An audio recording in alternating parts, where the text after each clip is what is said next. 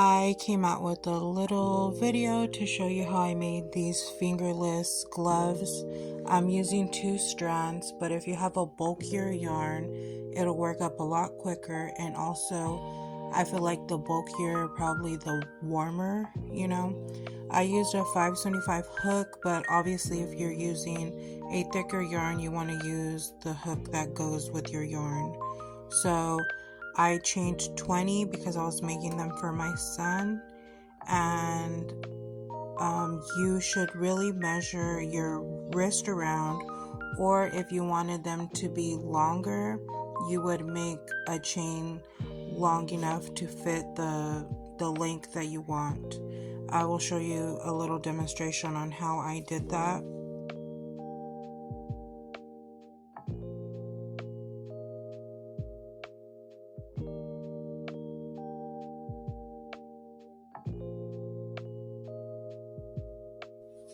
So I wrapped it around his wrist because that's the length that I wanted them to be. But like I said, if you wanted to make it longer, you would just chain around the width that you would like it to be.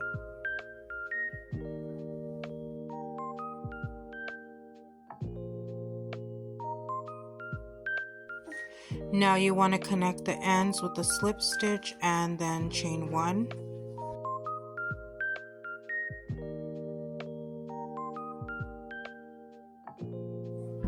Now you just made the band for your fingerless glove.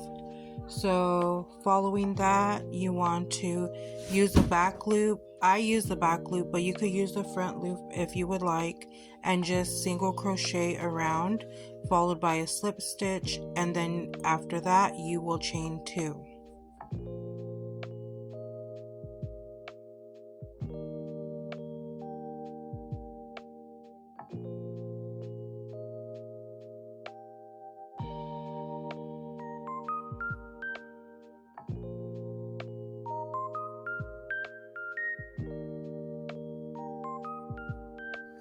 So if you're going for a shorter glove like the one I created, then you would just double crochet for the next 3 rows. But if you wanted to make it longer, like so it could go up your arm, you would just crochet the length you want up until where your thumb is at. And then from there, we will make the little hole for your thumb and then crochet round.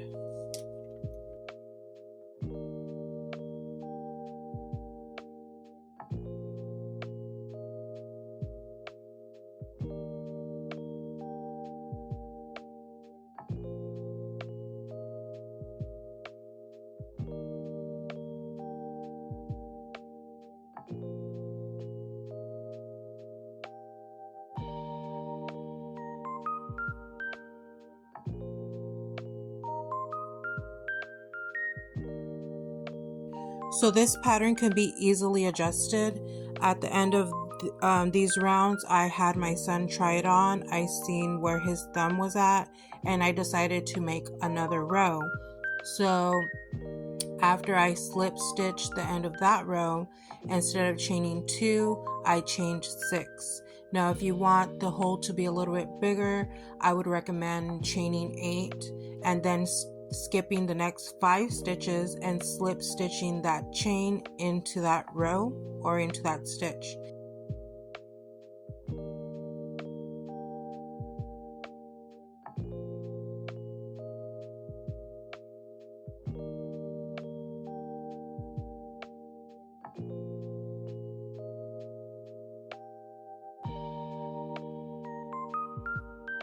So from there, you would chain 2 and then just double crochet around like normal.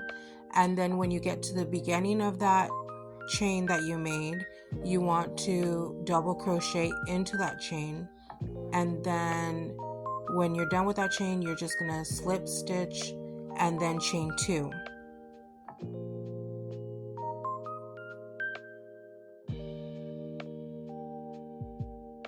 So I got to the beginning of the chain and I'm just going to double crochet into this chain, and then when I get to the end of the chain, I will slip stitch and then chain 2.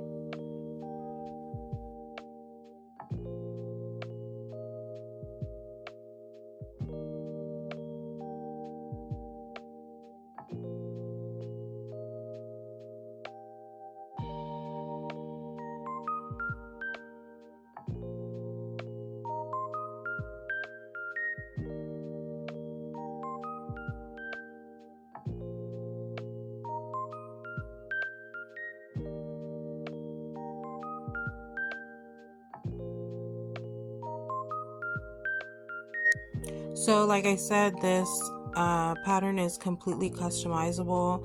I felt that for the next 2 rounds I did 1 double crochet, and that was a perfect size as far as length goes. If you wanted it to be longer, I'd say add another row or 2 and just see how it fits on you. But other than that, this was a simple pattern to follow, and I hope you guys try it. If you do, let me know or tag me in your videos.